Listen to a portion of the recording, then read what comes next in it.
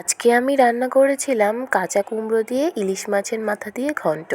আসলে পাকা কুমড়ো দিয়ে তো আমরা সবাই সবসময় ইলিশ মাছের ঘন্ট খেয়ে থাকি, তবে এবার আমি আমার শ্বশুরমশাইয়ের আবদারে করেছিলাম কাঁচা কুমড়ো দিয়ে।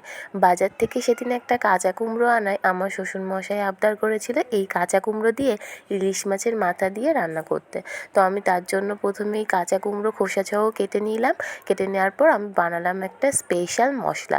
সেটা হচ্ছে জিরেটাকে একটু শুকনো খোলায় টেলে নিয়ে এটাকে এইবার আমি পিষে গুঁড়ো করে নেব। আর তারপরে আমি মাছের মাথাগুলোকে ভালো করে ভেজে নিয়ে আমি দিয়ে দেব তার মধ্যে জিরে ফোড়ন। আর জিরে ফোড়ন দিয়ে কাঁচা লঙ্কাগুলো একটু বেশি করেই দিয়েছি। কাঁচা লঙ্কা দিয়ে আমি দিয়ে দেব এই কাঁচা কুমড়োটা, দিয়ে একটু নাড়াচাড়া করে লবণ হলুদ দিয়ে একটু নাড়াচাড়া করতে হবে ভালো করে। নাড়াচাড়া করে একটু ভাজা ভাজা হলে মাছের মাথা দিয়ে একটু ভেঙে দিয়ে তারপর আমি দিয়ে দেব সামান্য কিছুটা জল।